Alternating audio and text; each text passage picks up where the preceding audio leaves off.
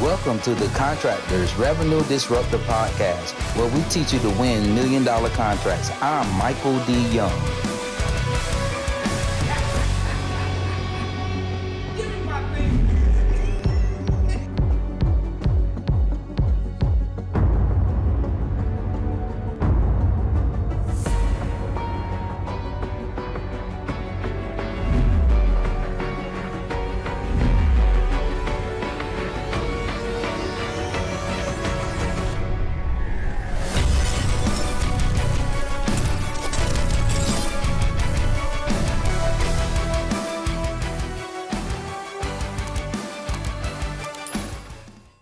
What's up, family? I'm Michael D. Young, and welcome to the Revenue Disruptor Podcast, where we're here to help you win $1 million contracts and make more money with fewer projects and less employees. I'm so excited to have Debbie Rodriguez here with me from Competitive Edge Partners. She has grown, she has expanded, she continues to dominate this industry. And we're going to talk about how you can continue to implement the right strategies in your business to grow and scale and make the money that you desire to make. So welcome, Debbie. Thank you for being with us here today.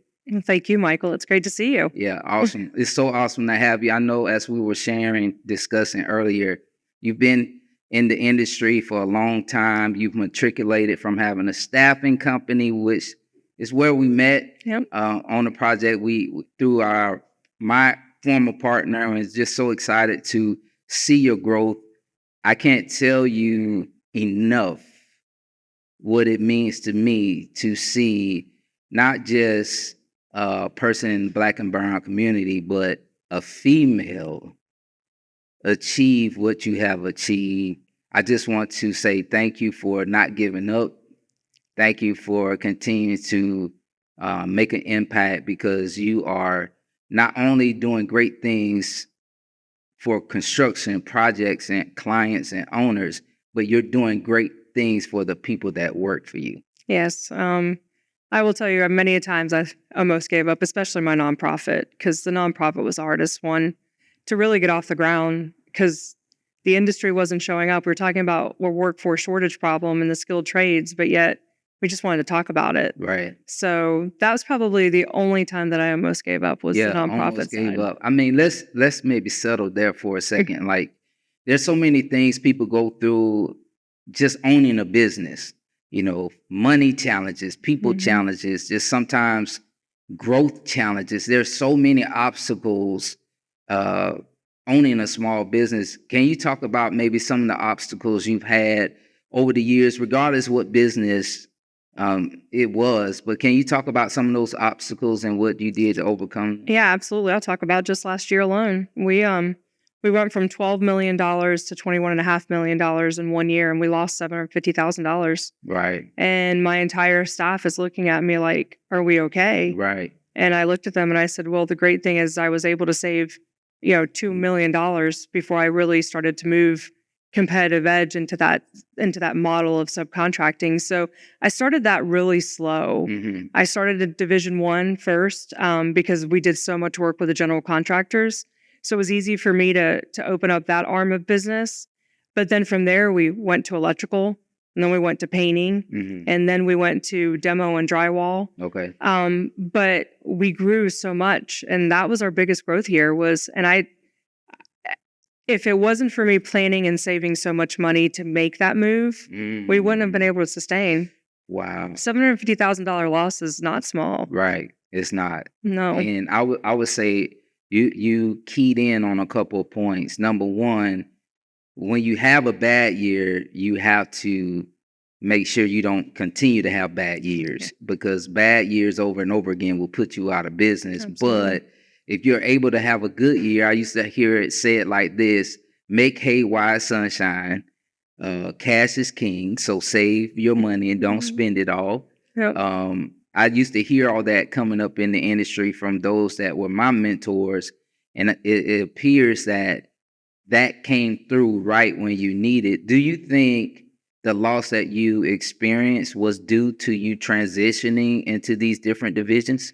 It was definitely transitioning, because what I wanted to do is I wanted to give more opportunities for more people to have employment. Right. So 100%. I mean, my division one was up and running and we were doing great. We were making money, but we also gradually grew it. It was when we really started to pile on the other divisions because we saw the need of just subcontractors, that GCs were just needing more efficient subcontractors, more subcontractors that were partners, because I believe in partnerships. Mm-hmm. If I'm a partner to a general contractor, then I'm all in. So I think it was definitely moving from the electrical into the painting. Okay. Was probably where the biggest loss. I also took a project at Disney. Okay. That it was an 18-month long project that had breaks in the schedule. There were no breaks. There were no breaks. No so you breaks. were working and losing money at the same time. Been there, that single job. Yeah, that single job is probably more than 75% of that loss. Last year. Yeah. Wow, that's amazing. I think what's important to note from your story and what you just shared was a couple of things. One thing, I say this all the time, so if you all follow me out there, you will hear me say this over and over again. You will always pay for your education. So count it that $750,000 was the education that you invested in your business. Yep. So it's just critical that we don't make the mistakes over and over and over again, that we make the mistakes, we document it, whether it's a checklist, whether it's a process, and say, hey, let's not do this, this, and this anymore. Ensure that it doesn't happen. And then you can leverage what you learned into developing a more profitable, more sustainable, successful project. So that's awesome. I applaud you for continuing to push through that. So another thing I would like to pinpoint and talk about how you transitioned from one division. You mentioned you were working in division one, then you went all the way to the opposite spectrum to electrical, which is weird for anyone that would try to do that. That is definitely weird, challenging, and you're mighty brave to even do that. Because I don't know if I would have the strength, the fortitude to do something like that, because that is definitely a huge challenge. So can you speak to the why? Why did you move into a totally different division? Absolutely. So part of the transitioning from QLM, which is my skilled staffing company, we had 150 people in the electrical trade, whether they were helpers all the way up to journeymen, foremans, superintendents, and everything in between. Nice. So for me, as I grew competitive edge in the subcontracting world, it really was from the people that I had on the staffing side. Had the staff, so Correct. Why not just maybe add more skilled staff to what you already have when you have a company? And the great thing was, through the process of starting the electrical side, I was able to promote people that were on my staffing side to superintendents, to assistant superintendents, to foremans, to leads, to QC, QA. I mean, I partnered with one of my clients. I had known Network Electric for many years, Steve Birch. Him and his team always made sure to help teach our people, because you don't know what you don't know. And so a lot of our clients would be like, oh, well, we just don't need them anymore because they don't know all of this. And it's like, it would cost a lot less money if you taught him how to do the one thing you don't know than to just ask for a whole nother person. So with that relationship, Steve and I, we started talking about, well, let's start an electrical division, because we have the people. Yeah, the people. You have the leadership. So between the two of us, it just made sense. And we were starting to do a lot of piecework out, which is unusual. Staffing companies typically don't do piecework. So I had already learned how to do piecework. I had already learned how to run jobs. So it was, for me, it just made sense because I had the people. And I think that's critical for all businesses to identify what my coach calls the money holes. There are things that you could be doing and leveraging in your business that maybe you're overlooking, that are right there. And you should just leverage it. And sometimes as CEOs, we forget that our main job and our main responsibility is to think. As a CEO, it's not to necessarily do and perform all the activities in the business, even though a lot of us always get caught up and pulled into it. I know I do. I'm guilty. However, we have to take time to think about the business and where we're trying to take the business, and we actually work not just in the business but on the business. Right. So I think you definitely were able to sit with that and identify those money holes, as my coach says, and leverage what you already had to transition into a different trade. I think for those clients of mine, I really try to show the importance of having multiple revenue streams within your business, and also having a mix.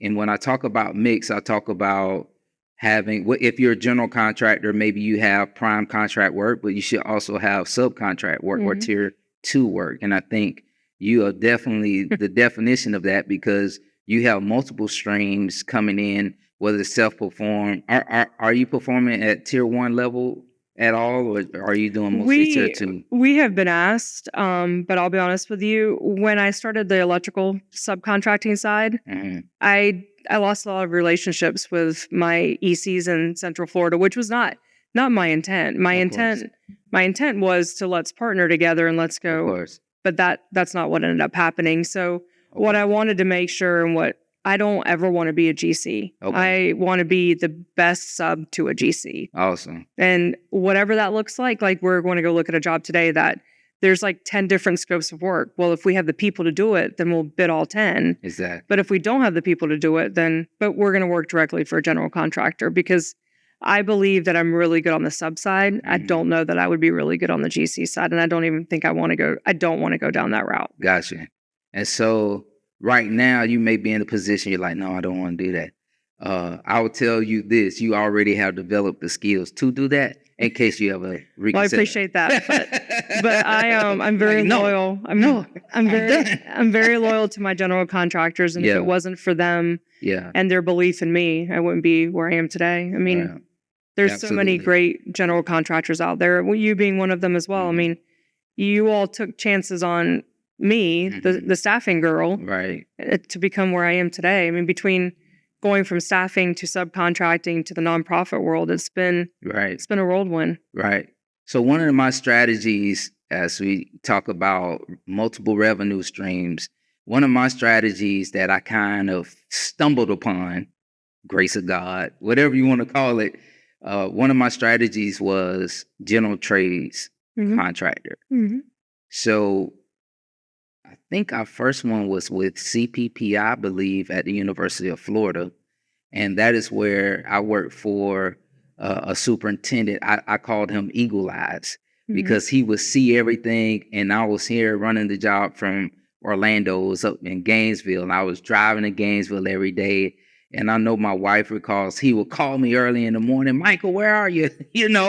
And there began our career and our transition into subcontract work. Because when we first started, my former business partners and I, we were so focused on doing construction management and GC work that we didn't want to get into the subcontracting work. So opposite of you, but very similar in mindset, right? And so what I did know is, because I had the drywall background, I worked for a few drywall companies. I was like, oh, we can do this. I understand it. I know how to bid it. I understand productions and all this stuff. So I had that expertise, but we hadn't managed contracts. So we did the same thing. Anytime you transition into a new industry, a new trade, you will pay for your education. There are going to be some things that you just have no clue of, but it's important to document those things. Make sure you don't, make those same mistakes. And I think that is where utilizing your CEO mindset comes in to help you leverage those mistakes to actually make more money in the future. And so when you start talking about the different trades that you've moved in, I think that's important for every contractor, regardless if they're a general contractor, subcontractor, to identify, are there multiple scopes that I could actually perform to increase my revenue, right? Well, when you have GCs that are asking you, can you supplement? Oh, that's our painting company, can you supplement? Right. I mean, I was supplementing so many different trades that at that point, it made sense to start your own painting company because I didn't have loyalties to any painting company out there because there was nobody loyal to me. So that Mm. one was a lot easier than the electrical side because I did respect Mhm. the partnerships on the electrical side. The painting side, I didn't have those relationships Right. like I did on the electrical side.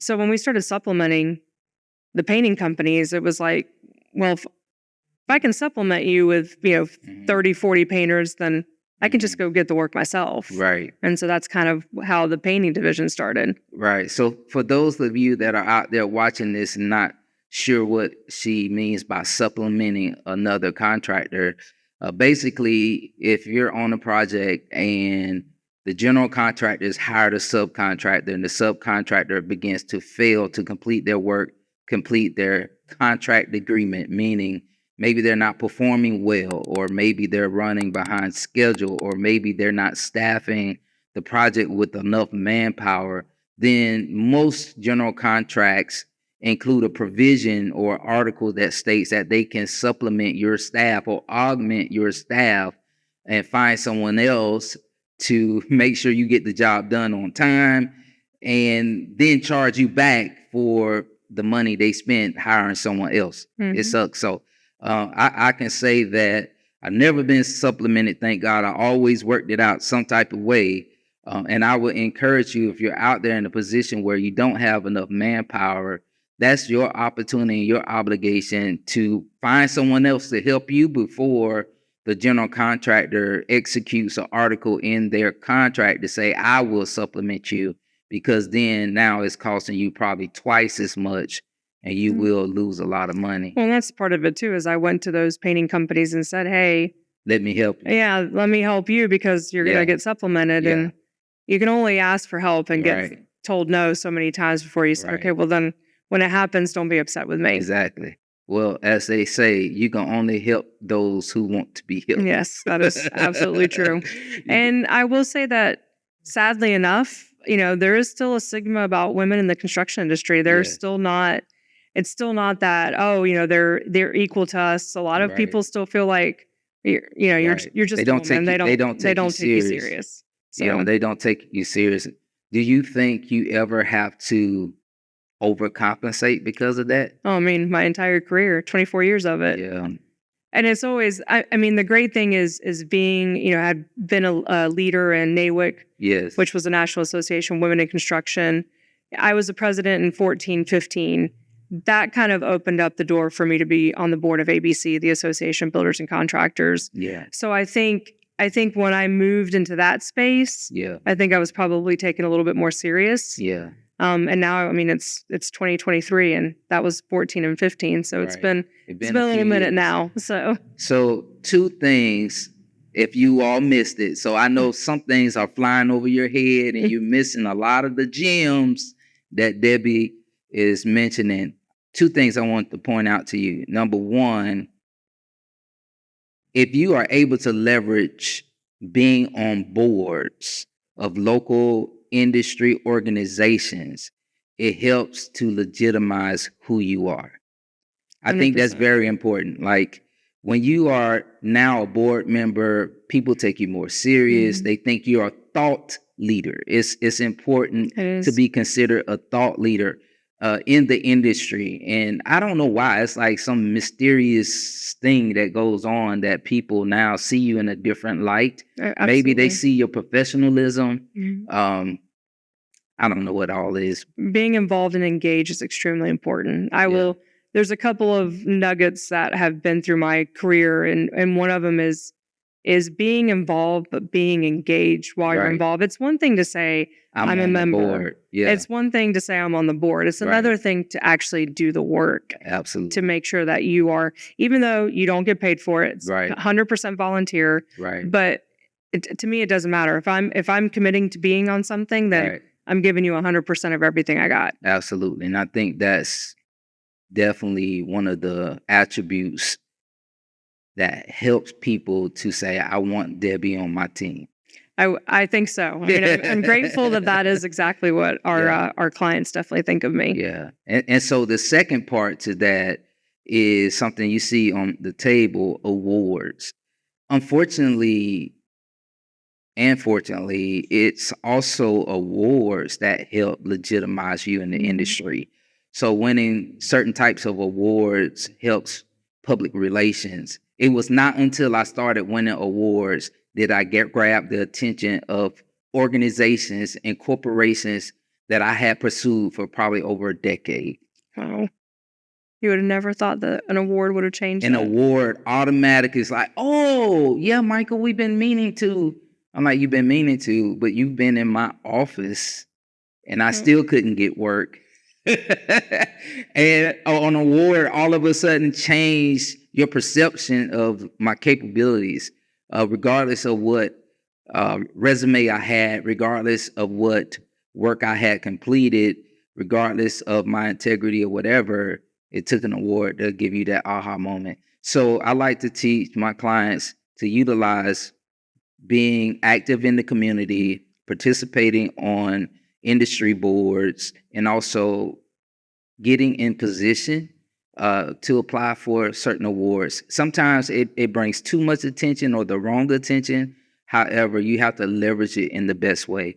I remember the first time I won an award, I was, because I'm it's not about me. It's very much about my people and my staff. And but I remember the first time I received an award, I was so uncomfortable. Yeah. Because you're up there and you're winning this award and you're like, but this I'm just the leader of these amazing people. And I think that's why I feel like I get awards all the time now, which is incredible. But I also feel like I want to make sure that everybody understands the reason I receive these awards is not because of Debbie Rodriguez. Right. It's because I have an amazing group of people around me. Absolutely. And I make sure my number one job with the, also seeing the future and making sure that, you're looking at key things to make sure you grow in the right way is really taking care of your people and making sure that as a CEO, I have check-ins all the time. Okay. If I go in and one of my staff members looks like, they're just sad or something's going on, I bring them to, I'm like, hey, let's, want to talk. And it's just a check-in. Right. Hey, I just want to make sure that you're okay. Are you happy? Is something going on? Is there anything I can help you with? So I'm an extremely open CEO too. I think probably at some points probably too open. Nobody's scared to come talk to me, which I think is extremely important. Also, my competitive edge team has been handpicked. It has been people that I have known in the industry my entire career. Right. So I knew what assets they had and what they could bring to the team. I mean, it's been an incredible ride at 53 employees now on the competitive edge side. And just to know that at some point, all of them have been part of my world, just in a different element. Right. And I think that's important too, is recognizing the people that that have talent that can bring that talent to you. And then make sure you appreciate them for that talent. That's awesome. Awesome. Gems. Listen, I hope you all getting this because he's dropping gems. I hope you jotted that down and we'll go back and incorporate it into your business. And one thing I want to make sure they understand too, the CEO is the last person you think of. I'm the last person to get paid. I'm the last person when I started my business, my first business of QLM in 2008, it was in the worst economy ever. We were literally starting a staffing construction company in the downturn of the economy. And I just remembered I was the last one to get paid. I left a lofty job making, six figures, well into six figures to basically a hope and a prayer in the worst economy ever. Right. So, but I had told myself if I could make it through that, I could make it through anything.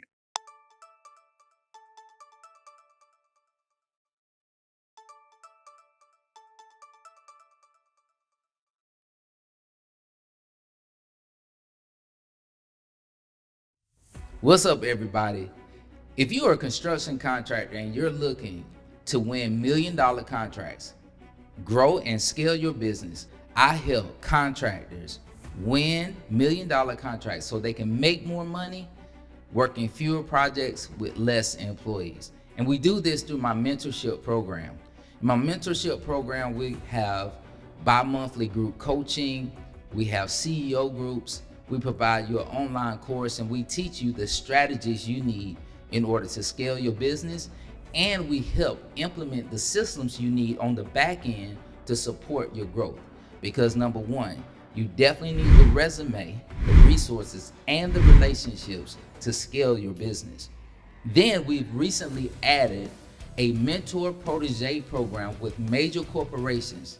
This is huge because number one, it allows you to learn how other major corporations desire their projects to be run, so you understand their expectations.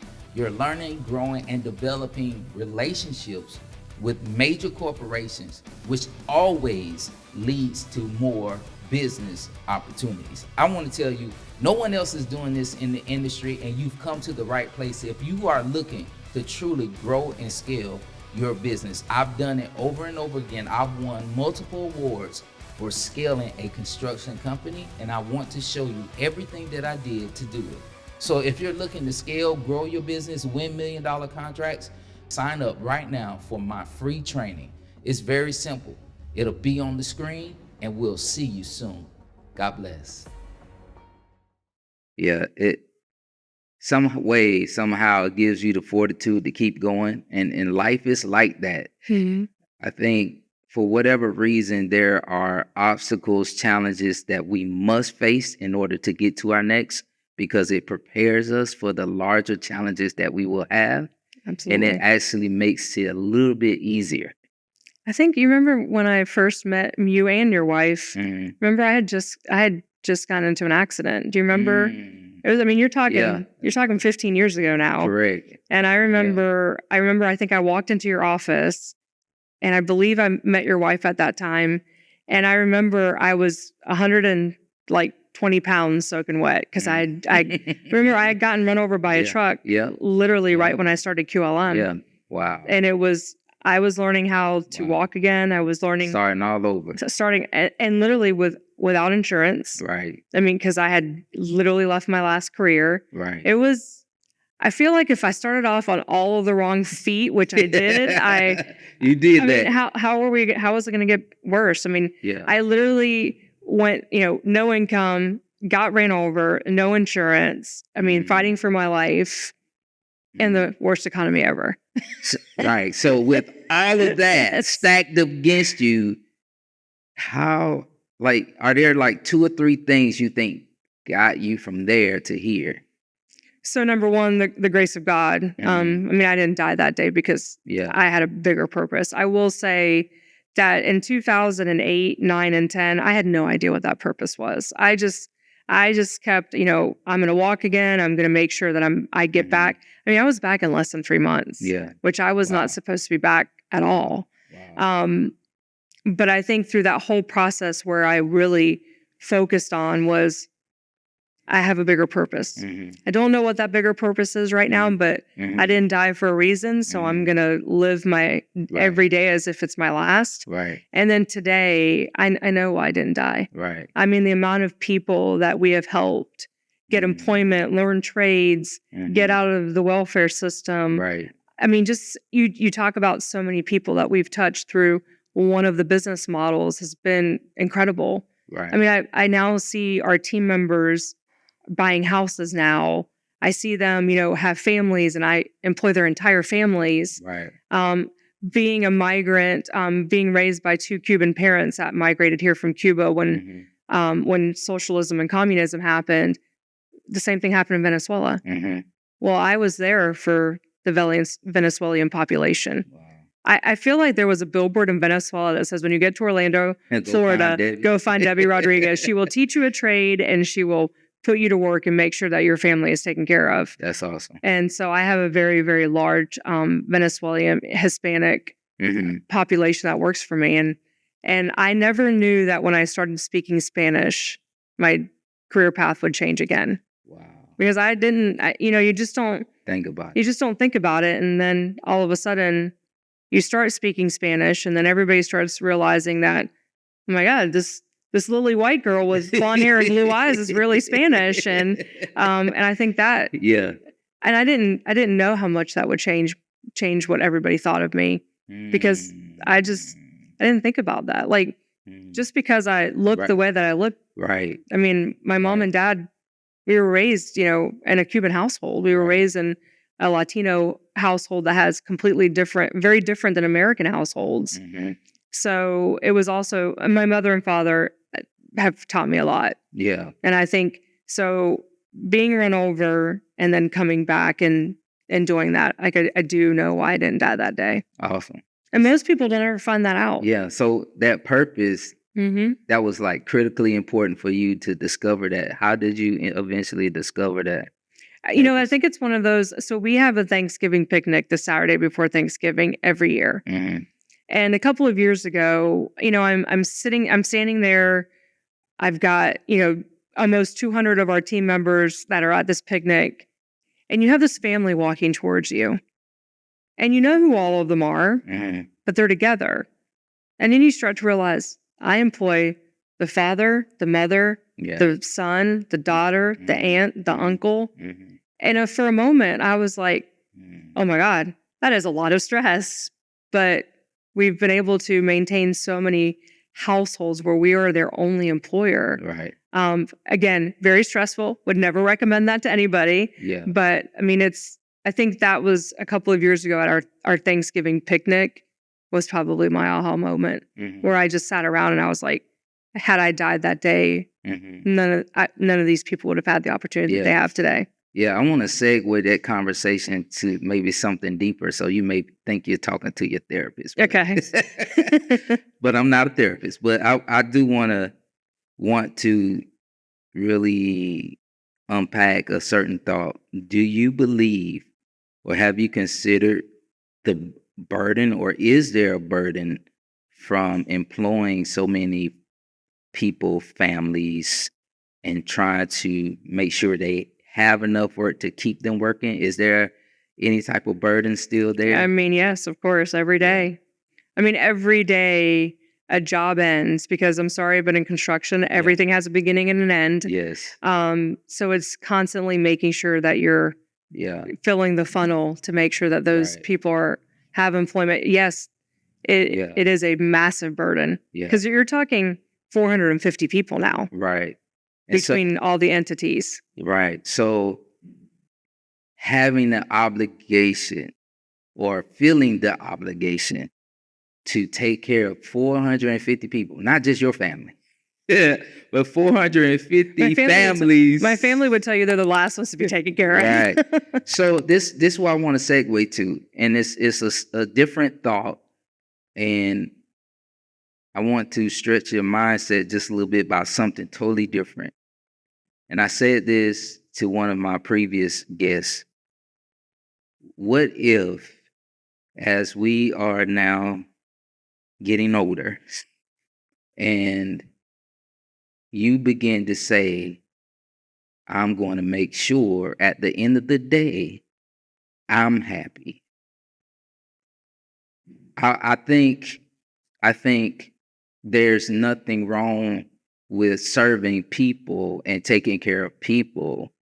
However, if it now takes away from what I believe God has positioned you to also enjoy, is it possible to be in a position where you can actually enjoy what you do and then not feel as burdened long as you're doing what you know you're supposed to do? Does that make sense, or Well, did I confuse you? No, I can tell you that I love what I do Yeah, every single day. yeah, I have not had a day, and is it Yeah. stressful? 100%. yeah, But what I do, Yeah. and when I walk job sites and I see our people yeah, and they are smiling, and yeah, I show up at a job site and it happens to be my birthday and the entire job site Yeah. stops and sings you happy birthday. I mean, right. It's a feeling, it a is- fulfillment. it absolutely. I mean, I literally, like my staff, Mhm. it was boss's day. And I don't think about any of that. Yeah. They literally all day long, Mhm. one of them would come to me. I could Mhm. be in the warehouse on a Mhm. job site, and they would read a Oh, statement that made that's them awesome. like that they think of me. Yeah, that's awesome. And I mean, just blown away. Yeah, So for me, yeah, I love what I do, so it's so awesome. easy. Yeah, that's awesome. And Is it burdensome? Yes. I'm not going Yeah. to tell you that it's not. Yeah, But absolutely. when you when you get that back from your staff, Yeah. I think that's where a lot of CEOs, unfortunately, don't get that reassurance from their people. And I think that's where it really starts to, you start to ask yourself, well, why did I do this? Right. Why did I put all of my financial, Right. all of my money into the business? Right. But I think for me, the people, I love Yeah. what I do. So Yeah. it's so easy for me. I think what happened in your experience, because you started from the staffing side, Mm-hmm. you recognize something I say all the time. Your employees are your most valuable asset. 100%.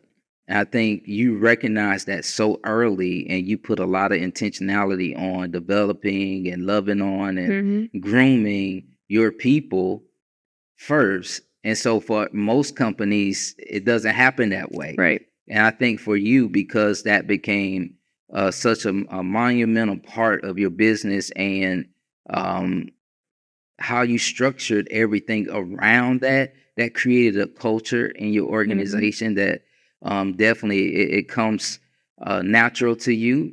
And I applaud you for that. I think Thanks. most firms could learn from that. And by the way, if you don't have a training manual on how we could implement that into our companies, I think you should develop one. I'm sure I could probably work on that. Yeah, you should develop one, and I'll even buy it from you. So if you want to license it, I'll purchase it, because I think it's important. If we're going to have successful construction companies, we need to know how to deal with our employees, how to groom them, how to train them, how to make sure they're ready for the job, and also understand our expectations. So I'll tell you another thing that has really been impactful for me is, so most employees, most employers decide that the seat doesn't work for you. Let's say that you're a project coordinator. Yeah, Just because that seat doesn't work for you doesn't mean that another seat may not. that's good. So we spend a lot of time trying to make sure that we have the right people in the right seats. That's good. And as they grow, making sure that we have a different seat for them to grow into. Yeah. So for me, it's hugely important to have a growth plan for them as well, because I want I want all my people to retire with me. Right. I want them to, I have the next generation of people that will be running CEP, currently in CEP, learning from the leaders of CEP and how that will look when they're ready. So, I mean, I'm almost 50, so I figured it's funny, I tell everybody I have another 10 to 15 years, and they're like, you'll never stop working. And I'll never stop working because it doesn't feel like work. Right. You enjoy what you do. I do. I love what I do. And it makes a big difference. Well, and I will say, I also never had children. Okay. So I do think that may have been a different path. And I don't regret not having children, because I feel like I have 450 of them in a way. But I also feel like I've always been in a relationship with someone that has had children. So I've always been I've always had stepchildren. You've been a bonus I've been a bonus mom, or a bonus dad. Most people say I'm a bonus dad because of all the things. I'm usually the one outside. I'm usually the one fixing things. I'm usually the one building things. Yeah. So you the one providing. Yeah. So I think when you make a choice to have a family and have children, I do think your priorities shift to that child. And I knew that I wouldn't be able to do both, because I wouldn't have felt that I would have been a good parent. Although I did think about putting them in a papoose with, boots and a hard hat, walking job sites, but I figured that probably would have been a safety issue. So, but I think people take different paths, and mine my entire life has been about the people, and how do I grow the people, and how do I continue to have that success because of our people. Right. So you talked about putting people within your organization in a position, having a growth plan, helping them to grow, making sure that you're setting them up for success. Have you discovered a person in the wrong seat? You try to place them in another seat, and that was the wrong seat, and then eventually it's like, we don't have a seat that's made for you. Oh yeah. How does that go for you? Attitude is a lot. I can probably overcome just about anything but a negative attitude. A negative attitude to me is toxic. it could tear apart a company, especially if that person is in an influential position. Right. So I've definitely had people that I have moved from seat to seat, and at some point it is time to raise your hands and say, we can't make this work. Yeah. Something. We've tried, and we just can't make this work. Yeah. There's something else that's better for you. That's just not here. That's not here. It's so funny because I have very rarely fired anybody in my career. It's been mostly those aha moments on the other side of the table where they're like, at some point you may have to look at yourself. Right. I've given you all of this opportunity, but you're just not a good fit. Right. So outside of attitude, were there any other characteristics that caused you to say, no, it's not a good fit? Are there anything? Attitude is 100%. Making sure that you know how to overcome obstacles by asking the people that can help you. So identifying mentors, identifying people and your mentors change. And at some point, your proteges become your mentors. At some point in your life, that could change. So I think that's very important to me is, and you need to be driven. You don't have to be driven to be a CEO, but you have to be driven to get up and go to work every day. I think having a sense of pride in the work that you do. Our superintendents in the field are incredible. I go walk their job sites and I'll say something like, man, your job site, look, your work is so quality, and, the general contractor just loves you. And they look at you and they're like, cause that's the CEP way. And I'm like, I didn't tell them that. Okay. They literally have learned from the examples that they have from their leaders, and it's a very different image that they receive on the field side of it. I literally have had big general contractors are like, I don't know how you guys do it. Like everybody in your company all strives to be the best at whatever they're doing. So that sounds like that's a culture you created. It's an incredible, and I'll be honest, Michael, I don't know how I created that. I just went to work every day and I made sure that I gave 100% to everything that I could do. So I think if it's not stated, it's modeled. Well, I'm definitely one of those that challenge my parents. I will do what you show me to do, but not what you tell me to do. So I'm sure that I learned that at a very young age, because I hated that saying when your parents would look at you and say, you're going to do as I told you to. It's like, but so you're not doing that. So you was the rebellious one. I was. I was. You was the rebellious one. I was. Well, because I think that words are very cheap and actions are everything. And I say that frequently. Like your words, if you don't have actions to back up your words, then your words are just words. Wow. Awesome. I applaud everything that you have done, all your accomplishments. 20 million plus, 400 and some employees, like the amount of growth that you've had over the years, all the projects you're on. Literally, I told you, I see your trucks everywhere, your vehicles, your fleet everywhere now. And it's just amazing to see. I love to see the underdog. It's definitely an underdog. Right? I like to see the underdog make it. I applaud your success. I really want you to hear that from my heart, because it's important that it comes from the right people. And I can continue to tell my guests that I feel this about, that we are in a time that we can no longer shrink. And I told Chris this. I said, Chris, people need to know what you've done, because there's some little boy, some little girl that needs to hear Debbie's story.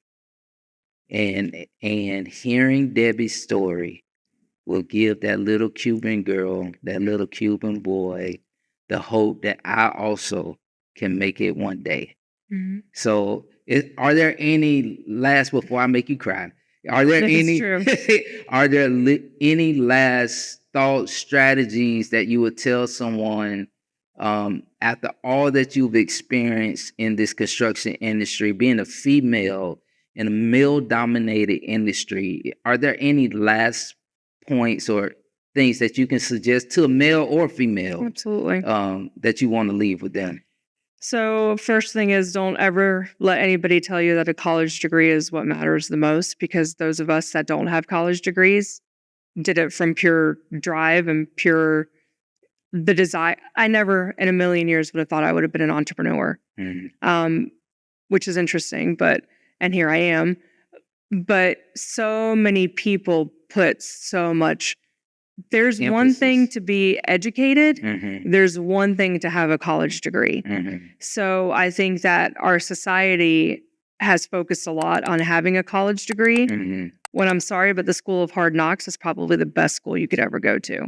It's a school that's going to teach you everything you want to know, how to get up, fall on the ground, get up, brush yourself off, and keep going. Fall on the ground, get up, brush off, and keep going. So don't let people tell you that you need a college degree that shows and don't get me wrong, there are definitely industries that you need to have a college degree, because you have like to. a doctor. Right. Like a doctor. I want you to go to school. I want you to make sure you go to school to be a doctor. But I mean, our industry, I've learned from so many wonderful men. I mean, and they've allowed me to ask the ridiculous questions. That don't be afraid to ask the questions. Don't be afraid to be the person in the room that raises your hand because you don't know something, because nobody else is raising their hand. Don't be afraid to have a voice, as long as it's, polite and respectful. So those are some of the things that I would tell people. Don't forget the relationships that you have, because they will mean a lot to you as you continue to grow. I mean, when you reached out to me, I was like, yeah, Michael, he's like, we've literally grown up together watching each other's careers. And for you to feel that you wanted me here was so important. But to truly feel that, I think a lot of people dismiss, relationships and what those relationships will do as you continue to grow. They're hugely important. Don't forget where you came from. I think that's another thing. I never, ever forget where I came from. I didn't come from money. I actually think money is the root of all evil. I think that it's one thing to be able to pay your bills. It's another thing to have to go, buy $1 million+ boats. I mean, I believe in investing back in your people, which is what I have done my whole career. So I think that just be humble and try to never forget where you came from. Awesome. Well, thank you, Debbie. You're welcome. Listen, my heart is full. I'm so happy you came. Thank you for inviting me. Yes, to being here on our Revenue Disruptor Podcast. Listen, if you're out there and you're watching this episode, I hope you will go back and review all the gems that Debbie gave us, because it's so important. And it's also a part of my R3 framework. You need to leverage all the relationships you have. So don't burn bridges. Stop burning bridges. Realize one day you may need to get back across that same bridge. Relationships are key. Part of my R3 framework: relationships, resources, and definitely resumes. So I want to encourage you to continue to support this podcast. We want you to go ahead, like, and subscribe to our Revenue Disruptor Podcast, and we'll see you in the next one. See you soon. Thank you for joining us on today's episode. I'm so excited about your new journey. And if you are a construction contractor looking to win $1 million contracts, join me by going to www.winmilliondollarcontracts.com. See you soon.